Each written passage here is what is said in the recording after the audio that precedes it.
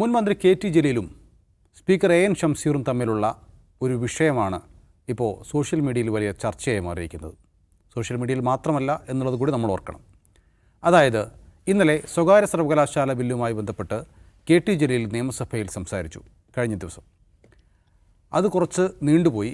അത് എ.എൻ. ഷംസീർ പ്രസംഗം നീണ്ടുപോയാൽ അപ്പോൾ ഇടപെടുന്ന സ്പീക്കറാണ്. അദ്ദേഹം ഇടപെടുകയും ജലീലുമായി സംസാരിക്കേണ്ടി വരികയും ജലീൽ ഇത്തരത്തിൽ പെരുമാറുന്നത് ശരിയല്ല എന്ന രൂപത്തിൽ അദ്ദേഹം ഷംസീർ സംസാരിക്കുകയും ചെയ്തു. പിന്നീട് കെ.ടി. ജലീൽ അതുമായി ബന്ധപ്പെട്ട് ഒരു ഫേസ്ബുക്ക് പോസ്റ്റ് ഇട്ടിരിക്കുകയാണ്. അതിൽ എ.എൻ. ഷംസീറിനെ അദ്ദേഹത്തിൻ്റെ പേര് പറയാതെ ഒന്ന് കുത്തിക്കൊണ്ടുള്ള പോസ്റ്റാണ് അദ്ദേഹം ഇട്ടത്. അതായത് താൻ മലപ്പുറം ജില്ലയിൽ നിന്ന് 4ാം തവണ ജയിച്ചു വന്ന MLA ആണ്. അതായത് ലീഗുകാരോട് പോരടിച്ച് ജയിച്ച അങ്ങനെ വന്ന ആളാണ്. അതുകൊണ്ട് ഉശിര് കുറച്ച് കൂടും എന്ന് സൂചിപ്പിച്ച ശേഷം അദ്ദേഹം പറയുന്നത് മക്കയിലേക്ക് ഈത്തപ്പഴം കൊണ്ടുപോകുന്നവർ, കച്ചവടം ചെയ്യുന്നവർക്ക് അത് മനസ്സിലാകില്ല എന്നുള്ളത്. അത് ഷംസീറിനെ കുത്തിയതാണ് എന്ന് തന്നെ നമുക്ക് മനസ്സിലാകും. കാരണം തലശ്ശേരിയിൽ വളരെ എളുപ്പം ജയിച്ചു കയറുന്ന ഷംസീറിന് എല്ലാ സാധ്യതകളുമുള്ള ഒരു മണ്ഡലത്തിൽ വളരെ എളുപ്പത്തിൽ ജയിച്ചു കയറുന്ന ഷംസീറിന് തൻ്റെ പോരാട്ടത്തെക്കുറിച്ച് അറിയില്ല എന്നുള്ളതാണ് കെ.ടി. ജലീൽ സൂചിപ്പിച്ചത്. നവാബ് കെ.ടി. ജലീൽ ഇങ്ങനെ കഴിഞ്ഞ കുറച്ച് കാലമായിട്ട് ഇനി ഈ പരിപാടിക്കില്ല എന്ന് പ്രഖ്യാപിച്ച ഒരാളാണ്. ഇനി MLA ആവാനോ മന്ത്രിയാവാനോ ഒന്നും പാർലമെൻ്ററി മോഹങ്ങളില്ല, ഉപേക്ഷിച്ചു, വിരമിച്ചു എന്ന് പറഞ്ഞു നടക്കുന്നതാണ്. അതുകൊണ്ടാണോ അദ്ദേഹം ഇങ്ങനെ തുറന്ന് സംസാരിക്കുന്നത്? മുഴുവനായും തുറന്നിട്ടില്ല എന്ന് കൂടി ഓർക്കണം. വിരമിച്ചു എന്ന് അത് അങ്ങനെ പറഞ്ഞിട്ടില്ല. അത് വേറെ ഒരു സ്റ്റേറ്റ്മെൻറ്റാണ്. പക്ഷേ കെ.ടി. ജലീൽ നമ്മൾ പലവട്ടം ഔട്ട് ഓഫ് ബോക്സ് ചർച്ച ചെയ്ത കാര്യമാണ്. അദ്ദേഹം MLA മാത്രമല്ല, ഉന്നത വിദ്യാഭ്യാസ മന്ത്രിയായിരുന്ന ഒരാളാണ്. അപ്പോൾ അങ്ങനെ ഒരാൾ എങ്ങനെ സംസാരിക്കാൻ പാടില്ല എന്നുള്ളതിൻ്റെ ഏറ്റവും മികച്ച ഉദാഹരണമാണ് അദ്ദേഹം പറയുന്ന കാര്യങ്ങളും അദ്ദേഹം ഫേസ്ബുക്കിൽ എഴുതുന്ന കാര്യം. എനിക്ക് തോന്നുന്നത് ഈ സോഷ്യൽ മീഡിയ വന്നതിന് ശേഷമാണ് ഇദ്ദേഹം ഇത്രയും സ്വയം എക്സ്പോസ്ഡ് ആകാൻ തുടങ്ങിയത്. ഇതിൽ ഇങ്ങനെ എന്തൊക്കെയോ എഴുതിക്കൂട്ടുക മാത്രമല്ല, അതിന് താഴെ ആളുകൾ കമൻറ്റ് ചെയ്യും, അതിനൊക്കെ മറുപടി കൊടുത്തുകൊണ്ടിരിക്കുന്നത്. അങ്ങനെ ഏതെങ്കിലും ഒരു പൊളിറ്റീഷ്യൻ നൗഫൽ കണ്ടിട്ടുണ്ടോ? എൻ്റെ പോസ്റ്റിന് താഴെ കമൻറ്റ് ചെയ്യുന്നവർക്കൊക്കെ പോയി മറുപടി കൊടുക്കുക. അങ്ങനെ ഒരു സബ് സ്റ്റാൻഡേർഡ് എന്ന് നമ്മൾ വിചാരിക്കുന്ന, സാമാന്യമായിട്ട് വിചാരിക്കാവുന്ന ആ ഒരു നിലവാരത്തിലാണ് പുള്ളിയുടെ പെരുമാറ്റങ്ങൾ എപ്പോഴും ഉണ്ടായിക്കൊണ്ടിരുന്നത്. അദ്ദേഹം ഉന്നത വിദ്യാഭ്യാസ മന്ത്രിയായിരുന്നു, ദീർഘകാല MLA ആയിരുന്നു, മന്ത്രിയായിരുന്നു, ഡോക്ടറേറ്റ് ഉള്ള ആളാണ്, കോളേജ് അധ്യാപകനാണ്. ഇങ്ങനെയൊക്കെ ഒരാളിൽ നമുക്ക് ഒട്ടുമേ പ്രതീക്ഷിക്കാൻ പറ്റാത്ത സ്വഭാവത്തിലാണ്. ഇപ്പോൾ ഇവിടെ ഉണ്ടായ പുതിയ പ്രശ്നം എന്ന് വെച്ചാൽ, ഇദ്ദേഹം ഈ പ്രൈവറ്റ് യൂണിവേഴ്സിറ്റി ബില്ലുമായി ബന്ധപ്പെട്ട് നടക്കുന്ന ചർച്ചയിൽ സംസാരിക്കുകയാണ്.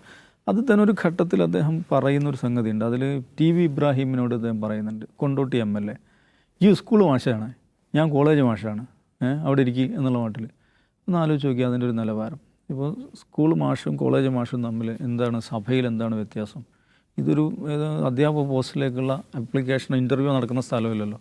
നിയമസഭയിൽ ജനങ്ങളുടെ അംഗീകാരം വന്ന് അവിടെ ഇരിക്കുന്ന എല്ലാവർക്കും തുല്യ പ്രാധാന്യമാണ്.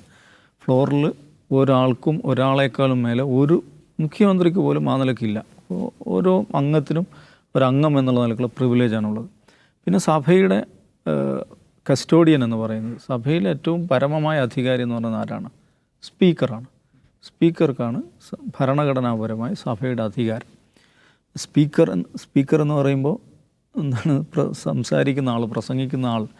പക്ഷെ ഒട്ടും സ്പീക്ക് ചെയ്യാൻ സഭയിൽ ഏറ്റവും കുറച്ച് സംസാരിക്കുന്ന ആളാണ് സ്പീക്കർ എന്ന് പറയുന്നത്. മറ്റുള്ള ആളുകളുടെ സഭയെ മോഡറേറ്റ് ചെയ്യുക എന്നുള്ളതാണ് പ്രാഥമികമായിട്ട് സ്പീക്കറുടെ ഉത്തരവാദിത്വം. അപ്പോൾ ഒരാളുടെ പ്രസംഗത്തിൻ്റെ സമയം സ്പീക്കർ നിശ്ചയിക്കുന്നതാണ്. ഇത്ര മിനിറ്റാണ്, നൗഫൽ ഇത്ര മിനിറ്റാണ്, അജിംസ് ഇത്ര മിനിറ്റാണ്, ഇന്നാൾ ഇത്ര മിനിറ്റാണ്.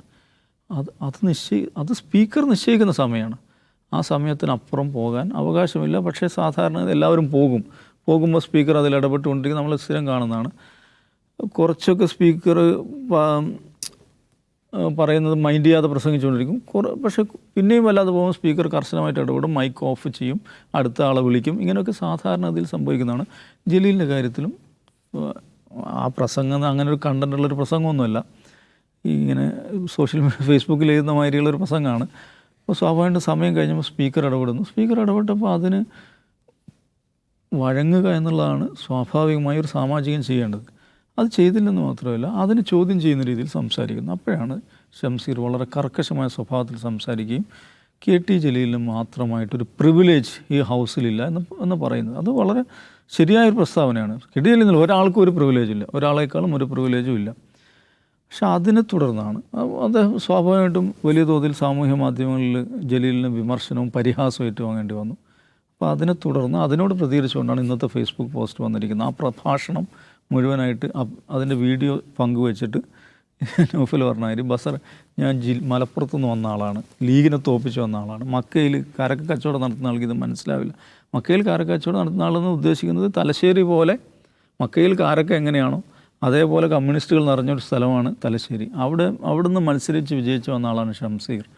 അയാൾക്ക് എന്നെ മനസ്സിലാവില്ല എന്നാണ് പറഞ്ഞിരിക്കുന്നത്. ഒന്നാമത്തെ പ്രശ്നം എന്ന് വെച്ചാൽ ഇത് മത്സരത്തിൻ്റെയോ ഈ ആരെവിടുന്ന് വിജയിച്ചു ഇതൊന്നും ഇവിടെ പ്രസക്തമേ അല്ല. നിയമസഭ എന്ന് പറഞ്ഞാൽ എന്താണ്? ലെജിസ്ലേറ്റീവ് അസംബ്ലിയാണ്, നിയമനിർമ്മാണ സഭയാണ്. നാട്ടിലെ ജനങ്ങളെ ബാധിക്കുന്ന വിഷയങ്ങളുമായി ബന്ധപ്പെട്ട് നിയമങ്ങൾ ഉണ്ടാക്കാൻ ഉത്തരവാദപ്പെട്ടിരിക്കുന്ന ഒരു സഭയാണ്. അവിടെ ഉണ്ടാക്കപ്പെടുന്ന നിയമങ്ങളെക്കുറിച്ച് ഉള്ള നിയമങ്ങളെക്കുറിച്ച് പണ്ഡിതോചിതമായി ആധികാരികമായി സംസാരിക്കുകയും ജനങ്ങൾക്ക് ഉപകാരപ്പെടുന്ന നിയമങ്ങൾ ഉണ്ടാക്കുകയും ചെയ്യുക. അതാണ് നിയമസഭയുടെ ഉത്തരവാദിത്വം എന്ന് പറയുന്നത്. അതിൽ എവിടുന്ന് വിജയിച്ചാണോ, മലപ്പുറത്ത് നിന്ന് വിജയിച്ചതാണോ, തലശ്ശേരിയിൽ നിന്ന് വിജയിച്ചതാണോ, ഇനി വേറെ എവിടെ നിന്ന് വിജയിച്ചാണോ, അതൊക്കെ അപ്രസക്തമായ കാര്യങ്ങളാണ്. അതുകൊണ്ട് തന്നെ അങ്ങനത്തെ ഒരു ചർച്ചയിൽ ഇത് കൊണ്ടുവരുന്നൊരു അർത്ഥമില്ല. പിന്നെ ജലീൽ മലപ്പുറത്ത് നിന്ന് വിജയിച്ചു എന്നുള്ളത് അത് ജലീലിൻ്റെ മാത്രം എന്തോ ഒരു കഴിവല്ല. അതിൻ്റെ പിറകിലൊരു ജലീലിൻ്റെ ആദ്യത്തെ വിജയം എന്ന് പറഞ്ഞിട്ടുണ്ടെങ്കിൽ ശരിക്കും പറഞ്ഞാൽ അത് എന്താണ് എന്താണ് ജനസഞ്ചയത്തിൻ്റെ വിജയമെന്ന് പറയാവുന്ന വിധം അന്ന് മുസ്ലിം ലീഗും കുഞ്ഞാലിക്കുട്ടിയൊക്കെ വലിയ തോതിലുള്ള സാമൂഹ്യ വിമർശനം ഏറ്റുകൊണ്ടിരിക്കുന്ന സമയത്താണ് ജലീൽ സ്വതന്ത്രനായി മത്സരിക്കുന്നത്. അന്ന് ആരൊക്കെയാണ് ജലീലിൻ്റെ വിജയത്തിൽ പങ്കാളികളായെന്നുള്ളത് ജലീലിന് തന്നെ അറിയാം. പിന്നെ സ്വാഭാവികമായിട്ടും CPM-ൻ്റെ കേരളത്തിലെ ഏറ്റവും പ്രധാനപ്പെട്ട പ്രതിപക്ഷം എന്നുള്ള നിലക്ക് CPM-ൻ്റെ LDF-ൻ്റെ പിന്തുണ ഉണ്ടായിരുന്നു. അങ്ങനെയൊക്കെ ഉണ്ടായിട്ടുള്ള തിരഞ്ഞെടുപ്പ് വിജയത്തെ തൻ്റെ എന്തോ ഉശിരിൻ്റെ ഭാഗമായിട്ട് ആ ഉശിരി എനിക്കുണ്ടാകുന്നതാണ്. ജലീലിൻ്റെ സവിശേഷമായ ഒരു ഉശിരിൻ്റെ ഭാഗമായിട്ട് ഉള്ളതാണെന്ന് ജലീൽ വിചാരിക്കുന്നെങ്കിൽ അദ്ദേഹം മണ്ടനാണ്, പരമമണ്ടനാണ് എന്ന് മാത്രമേ അതിനർത്ഥമുള്ളൂ. പക്ഷെ ഇത് ഓക്കെ, ജലീലുമായി ബന്ധപ്പെട്ട കാര്യം ആ വ്യക്തി എന്ന് വിചാരിക്കാം. പക്ഷേ CPM ആലോചിക്കേണ്ട കാര്യമുണ്ട്. CPM-നെ പ്രതിനിധീകരിച്ചുകൊണ്ടാണ് പുള്ളി മത്സരിക്കുന്നതും ജയിക്കുന്നതും സഭയിലിരിക്കുന്നതും. അങ്ങനെ ഒരാൾ ഒരു പൊതുശല്യമായി, ഒരു സാമൂഹിക ശല്യമായി മാറിയിട്ട് കുറച്ചധികമായി. അത് CPM-നെ ഏൽപ്പിക്കുന്ന ഡാമേജിനെ കുറിച്ച് ആ പാർട്ടി ആലോചിക്കുന്നുണ്ടുള്ളതാണ്. CPM കുറേ കാലം ഭയങ്കരമായി തോളിലേറ്റി നടന്നിട്ടുണ്ട്. അങ്ങനെ തോളിലേറ്റി നടക്കാൻ കാരണം എന്ന് പറഞ്ഞിട്ടുണ്ടെങ്കിൽ ഞാൻ മുമ്പൊരു ഔട്ട് ഓഫ് ഹൗസ് പറഞ്ഞിട്ടുണ്ട്. ഈ കേരളത്തിൽ അടിമവംശം എന്ന് പറയുന്നൊരു കാറ്റഗറിയെ സ്ഥാപിച്ചു. അടിമവംശത്തിൻ്റെ സുൽത്താൻ എന്ന സ്ഥാനപ്പേരിന് നിശ്ചയമായിട്ടും സമ്പൂർണ്ണമായി അർഹനായിട്ടുള്ള രാഷ്ട്രീയക്കാരനാണ് KT ജലീൽ എന്ന് പറയുന്നത്. കാരണം CPM പറയുന്നത് അപ്പടി ഏറ്റു പറയുക എന്നതിലപ്പുറം അതിന് പരമവിധേയമായി നിൽക്കുക എന്നുള്ളതല്ലാതെ കേരളത്തിലെ മുസ്ലിം ന്യൂനപക്ഷ വിഭാഗത്തിൽപ്പെട്ട ആളുകൾക്ക് മറ്റൊരു ഓപ്ഷനില്ല എന്ന് സ്ഥാപിക്കലായിരുന്നു ജലീലിൻ്റെ കുറേ കാലത്തെ ജോലി എന്ന് പറയുന്നത്. അത് CPM-നെ ഭയങ്കരമായിട്ട് ആഹ്ലാദിപ്പിക്കുകയും ആവേശിക്കുകയും ചെയ്തു. അങ്ങനെയാണ് പാർട്ടി നടത്തുന്ന റാലിയിൽ, ഈ സംസ്ഥാന ജാഥയിലൊക്കെ പാർട്ടി അംഗമല്ലാത്ത ജലീൽ ഭാഗമാകുന്നത്. പക്ഷേ ജലീലിൻ്റെ ഇടപാടുകളും എൻഗേജ്മെൻറ്റും മുസ്ലിം കമ്മ്യൂണിറ്റിയെ അകറ്റുകയാണ് ചെയ്തത് എന്ന് വൈകിയെങ്കിലും CPM-ലെ ചില ആളുകളെങ്കിലും തിരിച്ചറിഞ്ഞിട്ടുണ്ടായിരുന്നു.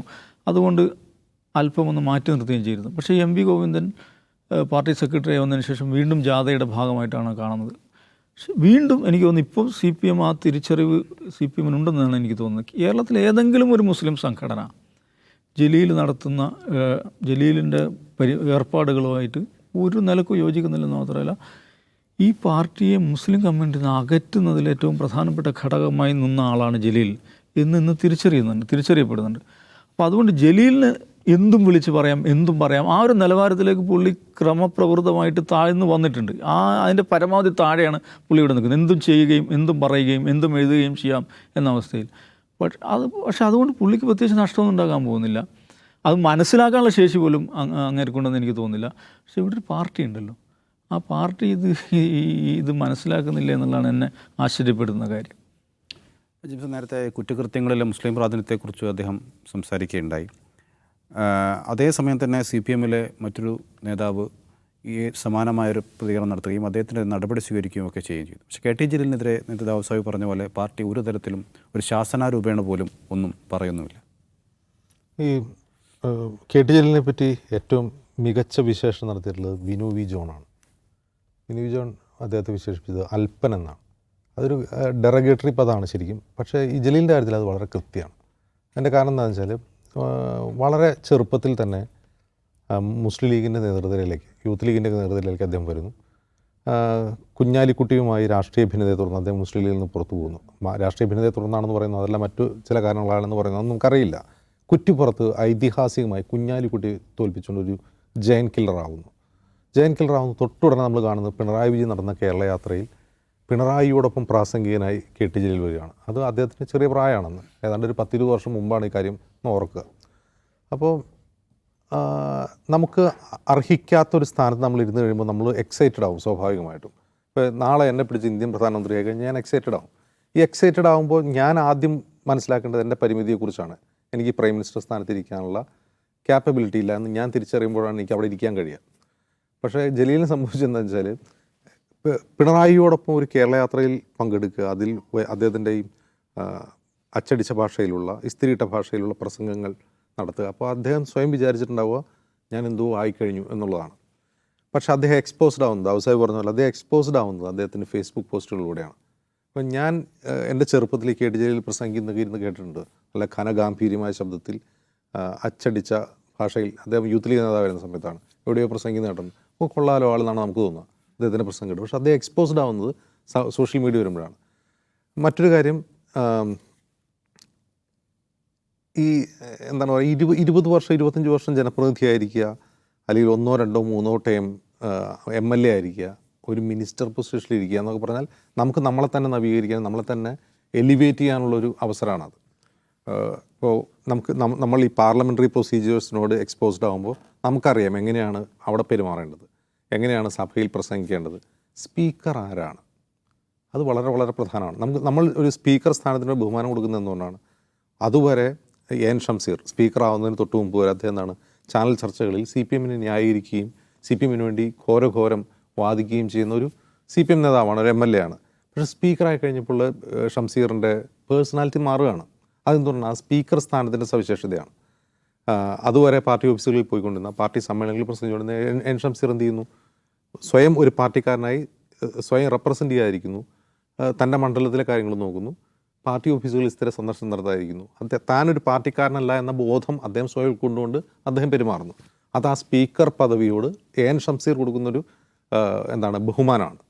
അങ്ങനെ ഇരിക്കുന്ന ഷംസീർ, ഇത് കെ ടി ജലീൽ സംസാരിക്കുന്നത് N Shamseer MLA K T Jaleel Facebook post ഇടുന്നത് എൻ ഷംസീർ എന്ന CPM സംസ്ഥാന കമ്മിറ്റി അംഗത്തോടല്ല, എൻ ഷംസീർ എന്ന സ്പീക്കറോടാണ് സംസാരിക്കുന്നതെന്ന സാമാന്യ ബോധം പോലും ഇല്ലാതെയാണ് ആ ഫേസ്ബുക്ക് പോസ്റ്റ് ഇടുക. അത് ഇതിനു മുമ്പ് ആരും അങ്ങനെ ചെയ്യാത്തതാണ്. അതിൻ്റെ കാരണം അത് ഈ പാർലമെൻ്ററി പ്രൊസീജിയറിനെ കുറിച്ച്, അല്ലെങ്കിൽ നിയമസഭാ നടപടികളെക്കുറിച്ച്, സ്പീക്കർ ആരാണ് എന്നതിനെക്കുറിച്ചുള്ള സാമാന്യ വിവരമുള്ള ഒരു രാഷ്ട്രീയ വിദ്യാർത്ഥി പോലും അത് ചെയ്യില്ല. പക്ഷേ കെ ടി ജലീൽ എന്ന് പറയുന്ന ഒരു മുതിർന്ന മനുഷ്യൻ, അതേപോലെ സീനിയർ ആവുമാണ്, ഒരു സീനിയർ സിറ്റിസൺ ആവാണ്, അദ്ദേഹത്തിന് ഇപ്പോഴും ബോധ്യപ്പെട്ടിട്ടില്ല. അദ്ദേഹം ഈ ഫേസ്ബുക്കിലെ പോരാളി ഷാജി നിലവാരത്തിൽ ഫേസ്ബുക്ക് പോസ്റ്റിലിടുന്നു, സ്പീക്കറോട് റിയാക്ട് ചെയ്യുന്നു. അത് ഈ പറഞ്ഞതുപോലെ, വിനു വി ജോൺ പറഞ്ഞതുപോലെ, അത് അദ്ദേഹത്തിൻ്റെ വ്യക്തിപരമായ ആ സവിശേഷത കൊണ്ട് സംഭവിക്കുന്നതാണ്. അതിൽ CPM എന്ന പാർട്ടിയെയോ അല്ലെങ്കിൽ തവനൂർ എന്ന മണ്ഡലത്തിലെ ജനങ്ങളെയോ കുറ്റപ്പെടുത്തിയിട്ട് കാര്യമില്ല. അദ്ദേഹം ഇതുവരെ പ്രവർത്തിച്ചു പോകുന്ന സംഘടനകളിലോ രാഷ്ട്രീയ പാർട്ടികളുടെയോ ഒന്നും കുറ്റമല്ല, അത് അദ്ദേഹത്തിൻ്റെ വ്യക്തിപരമായ പ്രശ്നം മാത്രമാണ്. നമ്മൾ അദ്ദേഹത്തിൻ്റെ ഈ വ്യക്തിപരമായ പ്രശ്നത്തെക്കുറിച്ച് എത്രയോ തവണ ചർച്ച ചെയ്തിട്ടുണ്ട്. അതുകൊണ്ട് പ്രത്യേകിച്ച് ഫലമുണ്ടെന്നും എനിക്ക് തോന്നുന്നില്ല. യെസ്, ഏതായാലും എൻ ഷംസീർ വല്ലതും പ്രതികരിക്കുമെന്ന് നമുക്ക് നീ കാത്തിരുന്ന് കാണാം.